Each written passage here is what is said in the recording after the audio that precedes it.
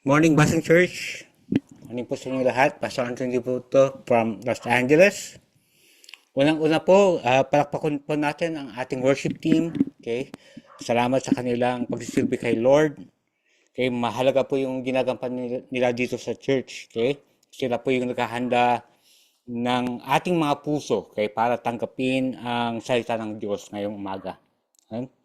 Saya nga pala, belated Happy Father's Day sa lahat ng mga tatay. Okay, wala po ako last week, so that's why I'm greeting you right now. Happy Father's Day po. Okay, kung may mga first time po tayo ngayon, okay, may mga first time po ba tayo ngayon, pakitas lang po ang ating mga kamay, at saka kung pwede tumayo po tayo. Yan.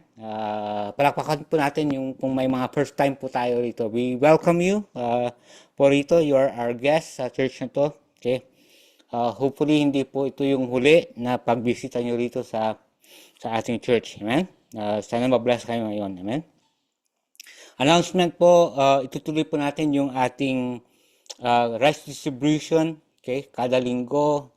Okay, at humihingi po kami ng tulong sa inyo sa pag-impake po ng mga bigas. Okay, maki-coordinate lang po kay Pastor Kenji, okay, or Sister Gina, okay, or si Sister Lynn. Okay, para sa pag-impake po. Okay, meron po rin tayong mga prayer meeting. Okay, prayer meeting po tayo every Saturday. Okay, at 9 a.m. So Zoom po to. Okay, so hopefully you can join us. Ipapaskal po namin yung ating information dyan sa church. Okay?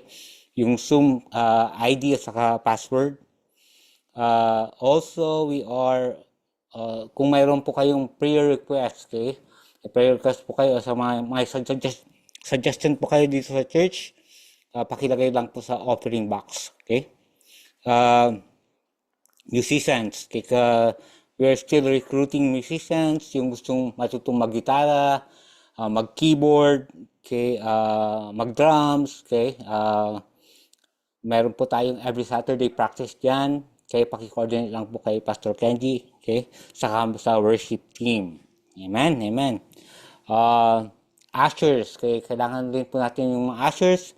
Sila po yung ating mag-welcome sa ating mga bisita. Okay, kung may mga gusto pong tumulong dito sa church, okay, pakisabi kay Pastor Bernard or Pastor Kenji, o kaya ilagay nyo yung pangalan nyo, okay, sa ating box, okay, okay, yung ating donation box, okay, pakilagay lang po kung anong gusto nyong ministry, okay, na gusto nyong gampanan dito sa church. Okay, kailangan po natin na karoon ng local prayer meeting po dyan sa Basing.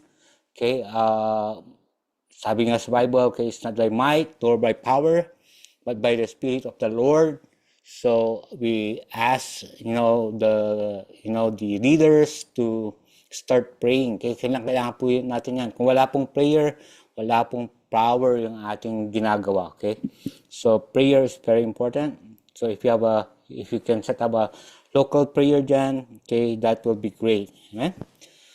So before we start, we are continuing our lesson series, okay, sa spiritual foundations.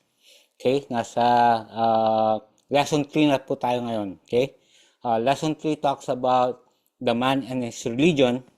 So ito pong mga lessons na to, ito po ay detailed lessons. Okay, sabihin mo sa kasabi mo, detalyadong mga mga lessons dito. Okay, so detalyado, okay, ng mga pagtuturo dito, okay, ng gospel or good news. Okay, so again, ito po yung mga detailed lessons of the gospel and good news. Okay, so pagkatapos po ng mga series na to, pwede na po kayo magturo. Okay, pwede niyo po itong ituro, okay, sa mga iba. So pwede na kayo magkaroon ng cell group, mga Bible study, okay, para ituro itong mga lessons to. So i-upload ko po itong mga lessons na to sa YouTube. Ilalagay ko po yung transcript dito, ilalagay ko yung mga discussion questions, okay, pero para po sa Bible study. Okay, pag tinatawag kayo ni Lord na mag-lead sa Bible study nyo, o kaya impose na kayo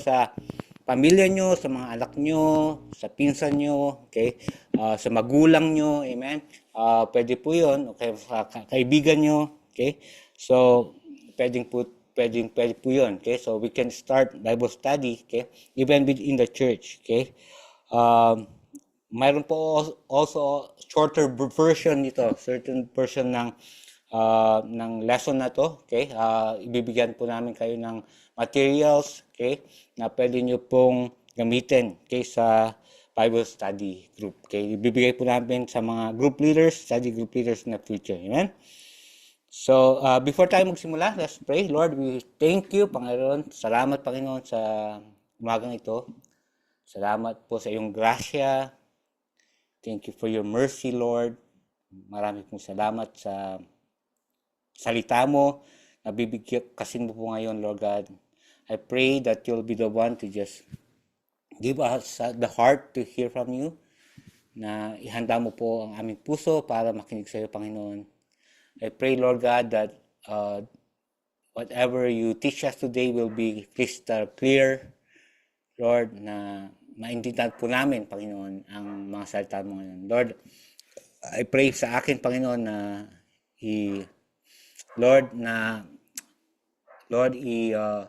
i-cover mo po ako ng iyong banal Espiritu, Panginoon. Cover me with your blood, cover me under cross, so that your words will only be spoken. Thank you, Lord. In Jesus' name we pray. Amen. Amen. So, ang topic po natin ngayon is the man and his religion. Okay? So, man and his religion. Dalawa pong klase, o tatlong klase ang religion. Okay? Mayroon pong sinasabi the God-made religion or religion made by God. Okay? Mayroon religion made by man. Okay? Or religion made also by Satan. Okay? Or his dominion. Okay? So, umpisa po natin yung God-made religion or religion, mga reliyon na ang religion na ginawa ng Diyos. Okay? So ano ang religion? Okay? Sabi niya, itong God-made religion, this is type of religion that relies on tradition, ceremony, and rule-keeping to curry favor with God. Okay? Ang example po nito is Judaism. Okay? Nung nagba-Bible study pa kami dito sa amin, okay? Tinanong ko po yung ating mga members kung sino talaga, kung ano ba talaga, kung sinong may alam kung ano sino ang may tamang reliyon, okay? The true religion, okay? So, yung iba sabi nila Catholic, yung iba sabi nila Iglesia ni Cristo, or yung iba tahimik lang, okay? Pero sa akin, okay, the true religion is really where Christ attended. Okay, kung nasaan nagsusumasamba si Yesu Cristo at kung saan siya nagbabahagi ng salita ng Diyos. Okay? Siya ay nagbabahagi sa mga synagogues, right? Synagogues saan? Sa Jews, right? So sa Judaism. Okay? So I believe the true religion is Judaism. Okay? So, sabi nga rito, Judaism is where Christ preached, okay, in their synagogues and are example in this form of religion. Okay? So, why did God create religion? Bakit siya nag-create ng religion? Okay? So, yung ang tanong ngayon, okay? What's the purpose of religion? The purpose of religion is to establish a religion, is to establish the blueprint for how to pay the penalties of sin. Okay? So, ginawa ni God, okay, yung religion para ilagay ang plano para sa pagbabas ng ating mga kasalanan. Okay?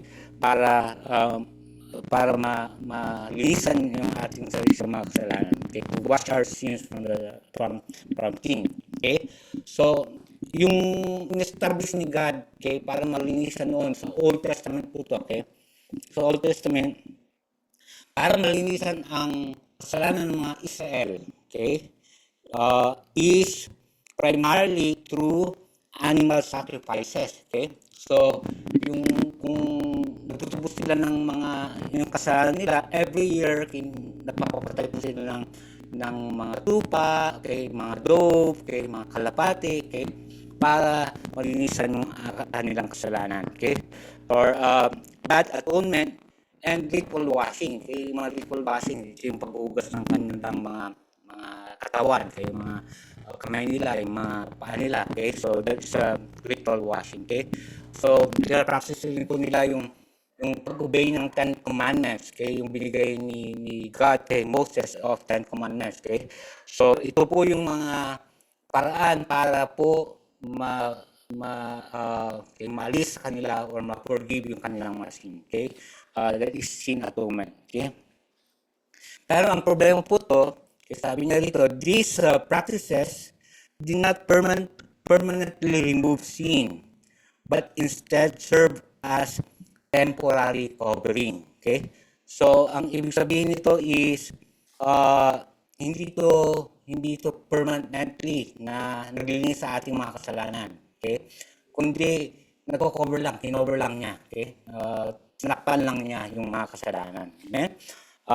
So, tingnan po natin yung blueprint. Kaya, tingnan po natin yung story, okay, ng young ruler sa Matthew 19. Kaya mayroon pong istorya ay yung isang binata kay ng mayaman, sabi niya kay Jesus Christ, sa Matthew 19 po to, sabi niya kay Jesus Christ, Lord, anong gagawin ko para maligtas, sabi niya. Okay, sabi ni Lord sa kanya, okay, kailangan mong tutarin lahat ng mga Ten Commandments. Okay, so alam niyo po yung mga Ten Commandments ba sa may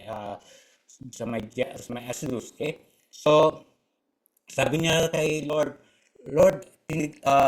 Jesus, sabi niya, tinupad ko na po yung lahat ng mga Ten Commandments. Okay, tinupad ko na po yun. Okay, so sabi ni Lord, para maging perfecto ka, okay, kailangan mong ipamigay lahat ng kayamanan mo at pinakamahalagang salita niya, at sumunod ka sa akin.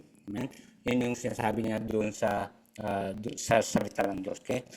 Ngunit nung nalaman ng binatang ito, okay, na ang kaligtasan niya ay pagsunod kay Jesucristo, okay, nanlumo siya. At saka anong ginawa niya? At lumayo siya sa Panginoong Jesucristo. Okay? So, sabi niya doon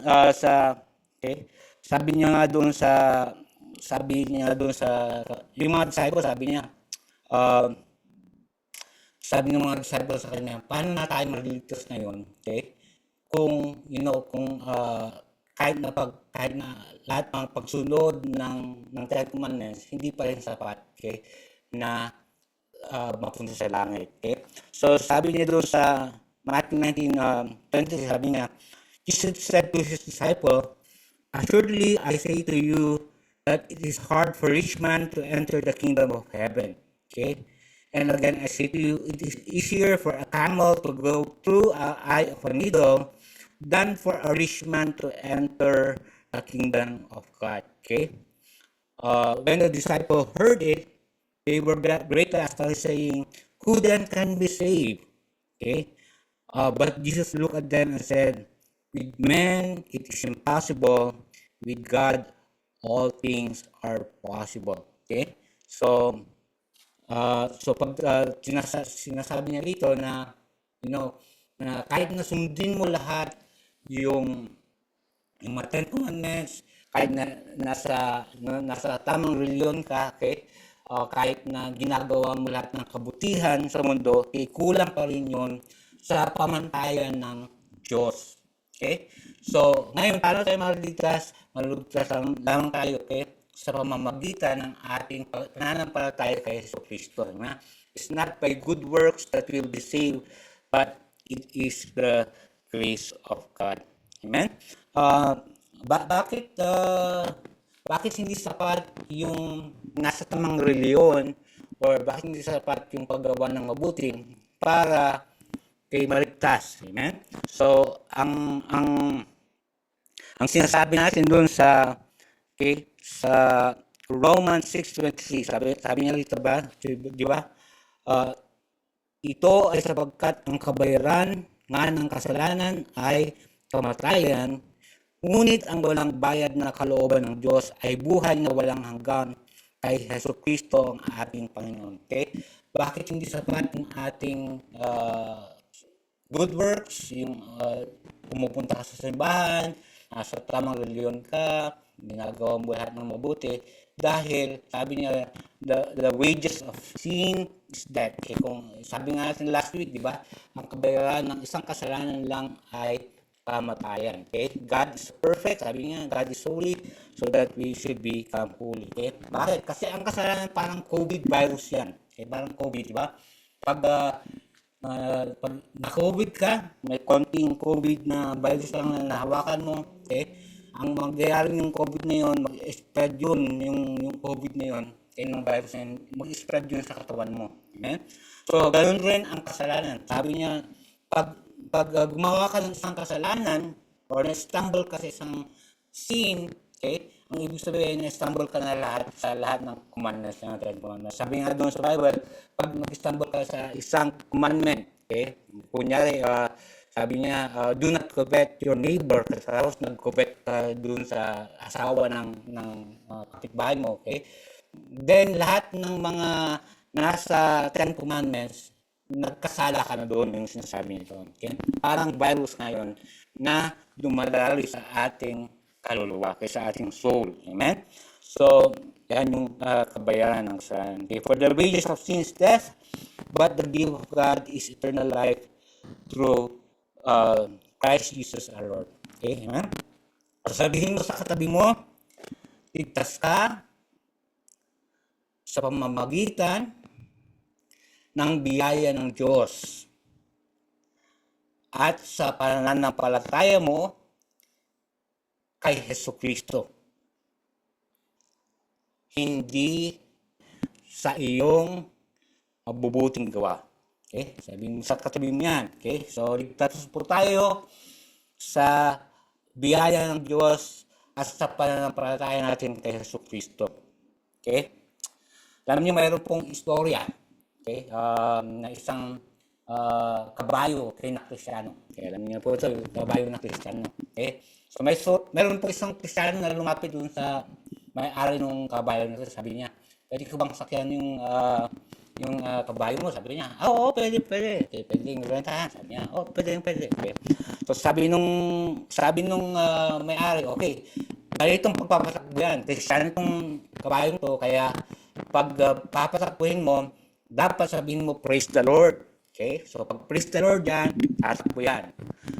Pag gusto mong pahintuin, sabihin mo, amen. Amen? So, pag hinto raw yung kabayo na yun, amen. So, excited yung Kristiyano na sumakay. Okay? So, sumakay dun sa kabayo.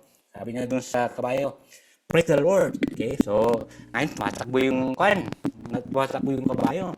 So, tapos sabi niya, amen. Tapos, tuminto yung kabayo. Tuwang-tuwa siya. Okay? Tuwang-tuwa siya. Tapos, ginawa niya ulit, sabi niya, praise the Lord. Okay? So, tumatakbo na naman yung kabayo. Tapos, gusto niya mas mabilis. Sabi niya, praise the Lord. Sabi niya, tumulin na tuwak na matulin yung kabayo na yun. Amen? So, katapos sabi niya, amen. Tumigil na naman, bigla yung kabayo. Amen? So, talagang tuwang-tuwa talaga siya. Kaya patong beses sabi niya, praise the Lord. Sabi niya, so tumatakbo yung kabayo niya. Tapos sabi niya, right, praise the Lord. Talagang mas matulin na ngayon yung pagtakbo ng kabayo. Okay? Tapos sabi niya, praise the Lord. Talagang matulin yung kanyang kabayo. Tapos nung nakita niya doon sa harap niya, malapit na pala siya sa bangin. So hindi niya alam yung gagawin niya. Nalilito siya. Sabi niya, anong gagawin ko? Ano pala yung password na yun? Kaya sabi niya, glory to God, hallelujah. Hindi pa rin tumitigil yung malapit na siya doon sa bangin. Okay? So nung malapit na siya doon sa bangin, okay? Sabi niya, nagdasal siya, Lord, I pray na tulungan mo po ako. I pray na patigilin mo po itong kabayo na to. Amen. Sabi niya, yung pag-amen niya, tamang-tama, yung uso nung kabayo na yun, nasa bangin na. Amen? So yung kanyang paanong kabayo na yon, okay? Nagdoon na doon sa gilid ng bangin, okay? So anong sinabi nung katapos ng sabi niya, nakuha siya, nagkaroon siya ng na-relief siya, sabi niya, praise the Lord, sabi niya. Ngayon, anong nangyayari? Yun, pumunta tuloy yung babae doon sa bangin, amen? So may katuluyan pa po yun. Nung nahulog na siya sa bangin, sabi niya, tinawag niya lahat. Tinawag niya, lahat ng Diyos. Sabi niya, Lord, tinawag niya, save mo po ako. Tinawag niya si San Pedro, tinawag niya si Buddha, tinawag niya si Muhammad, tinawag niya lahat ng yung mga Diyos. Tapos sabi niya Buddha, sabi niya nung si Buddha na sinalo siya ng si Buddha. Okay, so nasa area siya, sinalo siya. Tapos sabi niya salamat sa Panginoong Jesus. Anong ginawa nung Buddha? Hindi siya acknowledge, pinakawalan siya, amen? So nahulog sa bangin. Ayan, joke lang po yun, okay? Pero marami po sa atin, okay, so setting aside of joke, okay, yung joke po yun, marami po sa atin na nalilin lang, okay, sa mga sa pananampalataya. Okay? Marami po tayong nalilin lang, okay? So pag nakakita lang po tayo ng miracle, okay? Nakakita po tayo ng apparition, nakakita po tayo ng yung healing, nakakita po tayo ng yung kakaiba, okay? Mayroon po isang church diyan sa Davao, okay? Sabi niya, naniniwala ako sa leader na yan, dun sa set na yan, kasi pag nagpipish raw siya, parang tumatangkad siya, okay? Parang tumatangkad yung feeling niya, okay? So dahil doon naniniwala siya, okay? Pero yung church na yun is kulto, okay? And marami sa atin na stumble doon, okay? Nalilin lang doon sa mga situation na yun. Ang sinabi niya dito sa Revelation 3:13 to 14, okay? Sabi niya dito, so si God, binigyan niya ng power yung ating kalaban, okay? Yung si Satanas, okay? So sa Revelation 3:13 to 14, sabi niya, ang ikalawang mabangis na hayop ay gumawa nga ng mga dakilang tanda. Okay? Pinababa nito ang apoy na mula sa langit, sa lupa at sa harapan ng tao. Iniligaw nito ang mga nananahan sa lupa. Okay? So in English, sabi niya, and it performed great signs, even causing fire to come down from heaven to the earth full of you of people. Okay? Because of the sign and the given power to perform on behalf of the beast, it deceived the inhabitants of the earth. Okay? So alam po natin na si Satanas ay mayroon din siyang kapangyarihan na pwede niyang pwede niyang linangin ang mga tao dito sa mundo. Okay? So ito po is in the last days. Even nasa last days na po tayo. Amen? So, nililinang po niya yung mga tao, okay, sa kanyang mga signs and wonders. Okay? Mayroon din po siyang kapangyarihan na ngayon. Okay? So, paano natin malalaman kung ito ay galing sa Diyos or galing sa kaway? So, hindi po ang basis ng great signs and wonders kay galing sa Diyos lamang. Okay? Pwede rin po manggaling sa kaway po. Paano po natin malalaman kung galing po ito sa Diyos or galing po sa kaway? Unang-una, pag galing sa Diyos, ina-acknowledge niya po yung bugtong anak niya si Jesus Cristo. Okay? That they acknowledge that Jesus Christ is God, okay? Is the Son of God. Amen? Pangalawa, hindi po nila nililift up yung kanilang sarili. Okay? Marami pong mga religion ngayon na ang tinataas nila is yung founder. Okay? Founder ng religion na yun, okay? So parang parang dun sa okay, sa Muslim, okay, or si Prophet Muhammad, or si, si Buddha, okay. So, inilift up niyo yung mga founders, okay, instead of Jesus Christ, okay. Pangatlo, ang kinoconcentrate lang nila, ang pinopokus nila, o tinasas lang nila, ay yung kanilang church, okay. Kung may mga church na sasabi niya, no, kami lang ang maliligtas, pumasok kayo rito, okay, para maligtas kayo, okay. Ang example niyan ay si Iglesia ni Cristo, okay. Pag sinasabi niya, kami lang ang ligtas, hindi kayo ligtas kasi wala kayo sa iglesia namin, okay. Those are not from God, okay. So, pag hindi nila ina-acknowledge yung deity, okay, yung maka-Diyos ni Hesus Kristo, pagka-Diyos ni Hesus Kristo, okay, that is not from God, okay. So ano yung mga kinds of man-made religion or Satan-made religion, okay. Meron po mga Satan religion dito, okay. Dito sa Amerika meron pong Church of Satan in San Francisco. Okay, meron po tayo. Makita nyo po dito sa Church of Satan sa San Francisco. Okay, ang worship nila si Satan. Okay, ito po ay influenced by Satan himself, influenced by devil himself. Okay, so nag-exist po yan. Okay, all over the world. Okay, meron din po mga Church of Satan sa narinig ko doon sa Middle East, okay, doon sa kuan sa Russia, okay, meron pong Church of Satan in Russia, okay. Saka marami pong mga man-made religion, okay, mga religion na ginawa ng mga tao. Okay, ano po itong mga ito? So, ang example dito ay yung Church of Scientology in Los Angeles. Yan po, kino-combine nila yung science at saka religion together, okay.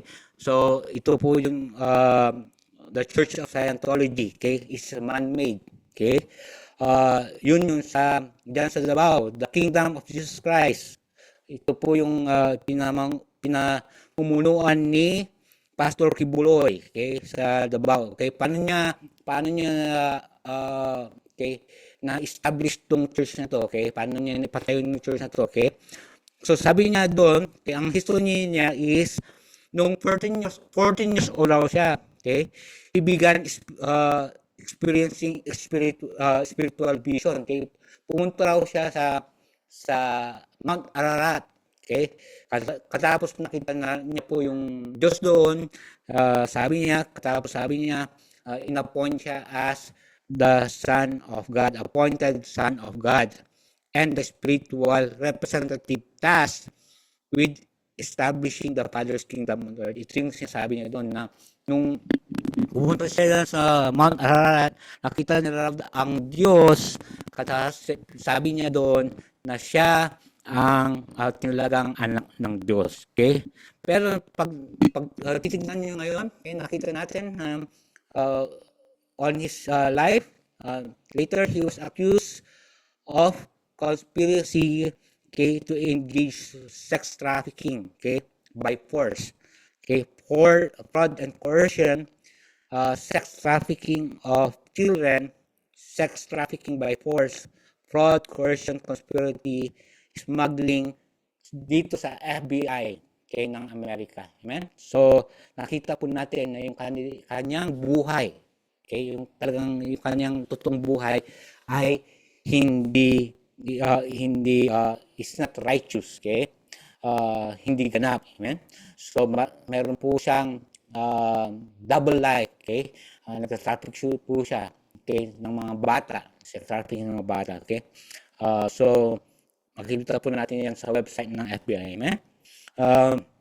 So, sa Muslims was founded by who?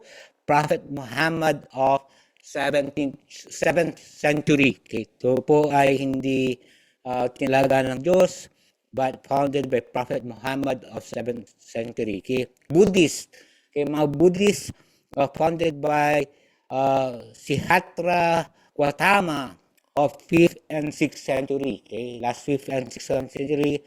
Okay, pinounded lang po nito, okay? And alam po natin na ang Christianity is founded by Jesus Christ, okay? 2,000 years ago. Amen? So ano po yung difference ng man-made at saka, at saka Christianity? Okay?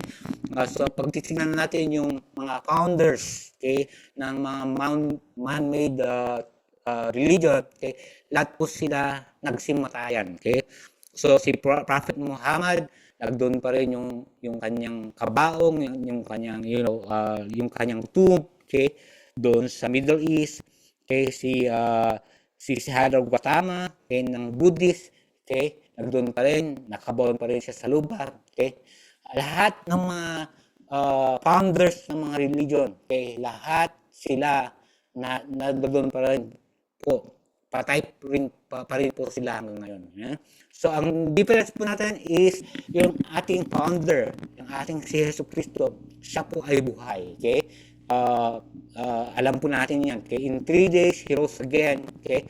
That's why we have hope of eternal life. Kaya po tayo mayroong pag-asa, okay? Sa buhay na walang hanggan. Kasi si Jesu Cristo, pinakita niya po sa atin na mayroon talagang buhay na walang hanggan. Okay? Buhay po siya, kaya hindi po siya patay.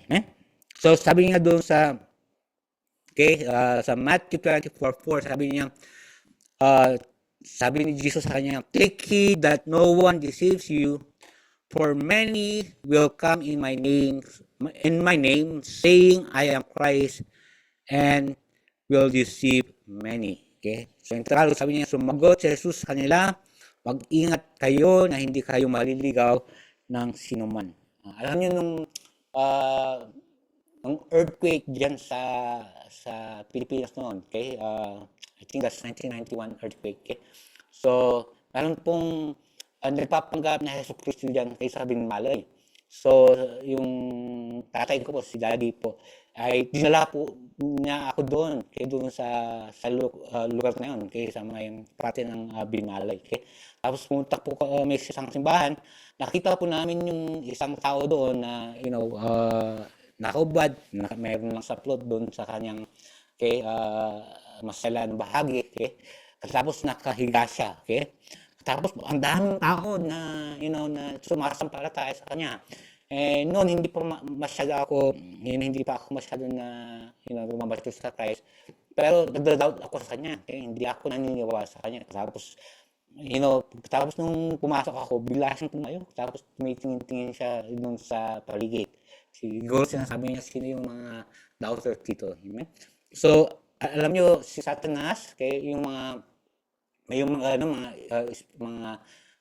mga taong ngayon nasasapian ng mga bad spirit, may mga gift rin po sila, nakaka-discern rin po sila ng mga ibang spirit, kasi ini-influence sila ng bad spirit. So kaya lang siya, yung mga ganun ay ang ginagawa nila ay they are releasing spirit of fear. Nananakot po sila. Kung wala pong peace doon, nananakot. Kaya yung mga master doon, medyo takot kasi sabi nila, mayroon daw hindi naniniwala sa kanya.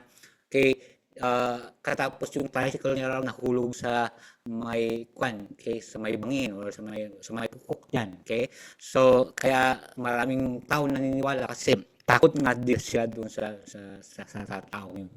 But sabi nga dito sa salita ng Diyos, that take it that many, marami, that many for many will come in my name saying I am Christ and will deceive many. So maraming pupunta diyan na sinasabing ako si Jesu Cristo. Amen? So ano pa yung mga difference ng religion, false religion and Christianity. So ano yung religion? Religion believe that individual must do good works, doing rituals, tradition, and must be a member of the church to gain acceptance with its God or gods, and gain salvation. So yung mga religion is so pag nasa religion yung isang tao, ang ginagawa niya is ginagawa niya lahat ng mga tradisyon ng church na yun, mga ritual lang ng church na yun, yung mga obligations ng church na yun, para lang siyang ma-accept okay, ng kanyang Diyos, okay, o kaya magkaroon siya ng salvation. Okay? Anong example ito? Example ito is yung mga Muslim. Okay? Muslim are required to perform 5 obligatory daily prayers. Sa mga Muslim, dapat manalangin sila ng 5 beses kada araw. Okay? And they have to face the east. Okay? Dapat nakaharap sila sa east side of the earth. Amen? So, sabi nila din sa mga Muslim, kailangan mong punta sa Mecca, okay, doon sa Saudi, okay, para mas safe. Kasi ito yung mga kanila, okay, mga requirements nila, okay, para matanggap ng kanilang Diyos. Okay. Yung Buddhist, ang Buddhist naman, they are required to do nagme-meditate sila, okay? Yung mga Buddhist, diba? They seclude themselves, pumunta sila sa mga seclude na mga lugar, okay? Na sila lang mismo, katapos nagme-meditate sila doon, okay? They meditate on their own, okay, to transform their mind, okay, and honor teaching and generate merit, okay, from God, okay? Yung iba, they even in Christianity, they require, to pray for the rosary or something like that, okay? So, ito po yung mga obligations na kailangan mong gawin, okay, para, okay, matanggap ni Jesucristo, okay? In Christianity, true Christianity, we don't abide by ritual and traditions, okay? But we are accepted and saved by faith alone in Christ, okay? So, hindi po nakasalala yung ating salvation sa ating mga mabubuting gawa, kundi sa pananampalataya natin kay Jesucristo. Okay? So, kaya sabi niya sa John 1:12, but to all who receive Him, to those who believe in His name, He gave them the right to become children of God. Okay? Subalit ang lahat ng tumatanggap at sumasampalataya sa Kanya, ay binigyan niya ng karapatan na maging anak ng Diyos. Okay? So, ang acceptance po natin, hindi dahil mabuti kang tao. Okay? Ang acceptance po natin, hindi dahil religyoso ka. Okay? Ang acceptance po natin kay God is because you put your faith in Christ alone. Sumasampalataya ka sa Jesucristo. Okay? So, pag sumasampalataya ka, nagpasakop ka kay Jesucristo, ang nakikita ng Diyos Ama ay yung si Jesucristo sa buhay mo. Okay? Hindi na ikaw mismo. Amen? Kaya, you are accepted. Sabi nga doon sa Bible, you are a citizen of God. Okay? So, you're a citizen of heaven. Citizen na ka na ng heaven. Amen? Alam nyo, kung ang batayan po natin ay yung mabubuting gawa, okay? Mayroon pong doon istorya doon sa Biblia, okay? Yung nasa cross po si Jesucristo, di ba? Yung nasa cross po siya, okay? Mayroon po yung isa sa kanyang kanan at isa yung sa kanyang kaliwa, okay? Tapos nung bandang hapunan na sabi nung yung isang nasa cross, sabi niya, Panginoong Jesucristo, sabi niya, remember me, okay? When you go to heaven, okay? Huwag mo akong kakalimutan pag pumunta ka sa langit, okay? So sabi ni Jesus sa kanya, okay? Sabi niya, from now on, sabi niya, you will be with me in paradise, okay? Sabi naman nung isa is, niminak niya naman niya, okay? Sabi niya, kung talagang isang Diyos ka, okay, dapat iligtas mo yung sarili mo, iligtas mo kami, okay? Pero tignan natin yung kasama niya, sabi niya, meron ba siyang nagawang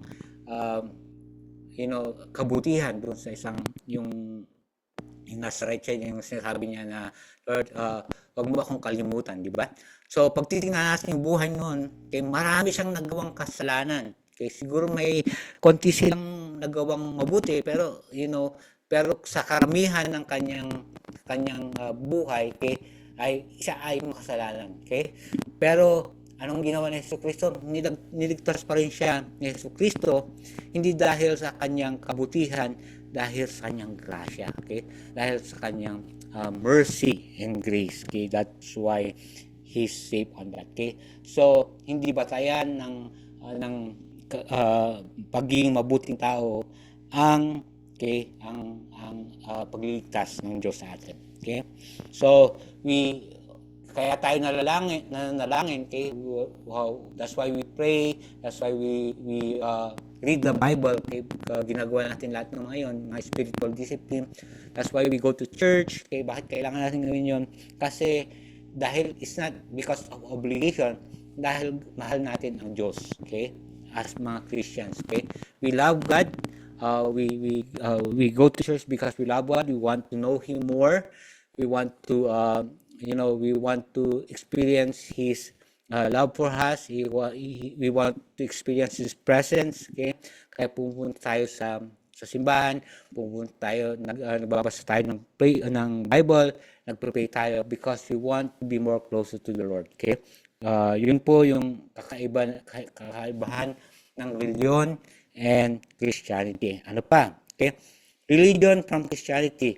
Religion is from slaves, Christianity to adopted children of God. Okay?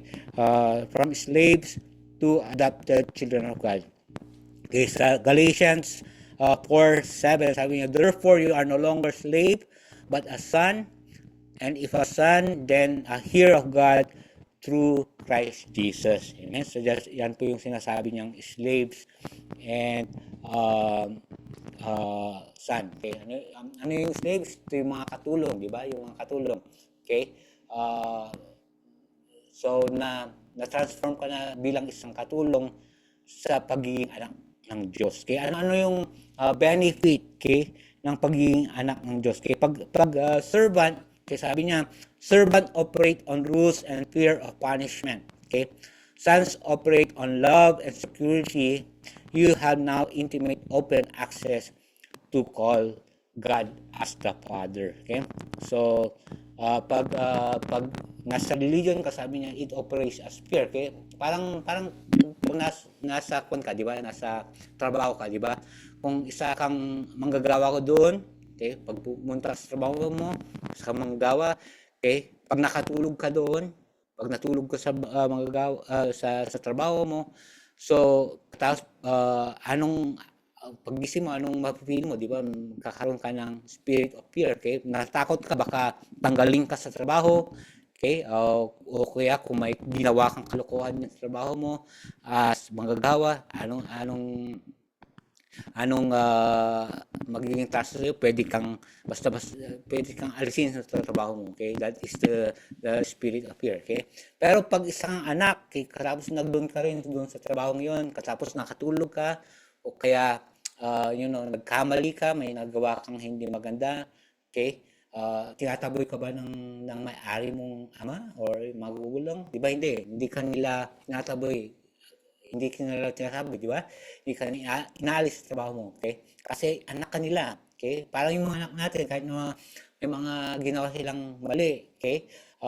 Nagkamali sila sa buhay, anak pa rin natin sila, pino-forgive pa rin natin sila, pino-provide natin sila ng mga kanilang pangangailangan, okay?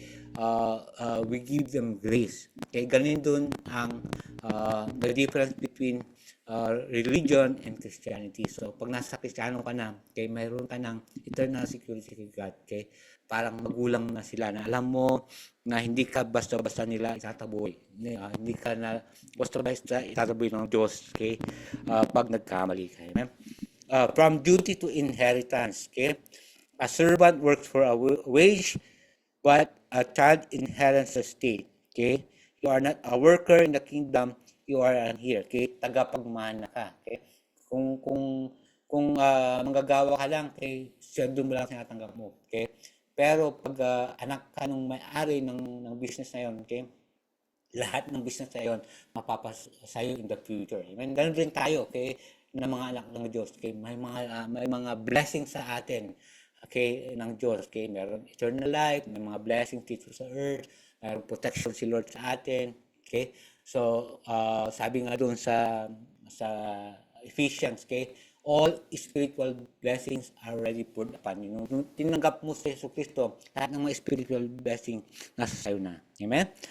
From bondage to freedom, okay? You are liberated from the pressure of earning approval, okay? So yun yung from religion to Christianity. Okay, you are liberated from pressure of earning approval. Your standing is based on sonship, not performance. So nakalaya na po tayo, okay, sa pressure na dapat mong gawin ito, okay, para para patanggap ka lang ng Diyos, okay? Hindi natin kailangan gawin 'yon, okay? Pero ang sa atin ngayon is because of Jesus Christ, tinanggap niya tayo as Lord and Savior. Amen? So, and lastly, okay, religion bow down to idols. Okay, nagbabow down po sila sa idols. Christianity, we believe that God is spirit and must be worshipped in spirit. Okay, so ito po yung difference between religion and Christianity. Okay? Sa John 4:24 sabi niya, ang Diyos ay espiritu at ang sumasamba sa Kanya ay dapat siyang sumamba or sambahin sa espiritu at katotohanan. Okay? Ulitin ko po. Sabi niya sa 1:4 sabi niya, ang Diyos ay espiritu at ang sumasamba sa Kanya ay dapat siyang sambahin sa espiritu at sa katotohanan. So, God is spirit. Okay? Dapat worship natin siya in spirit and in truth. Ano yung in truth? Sabi niya ni Jesus Christ, I am the truth. Okay? Siya yung truth, di ba? Sabi niya doon sa nung in-interview siya, okay?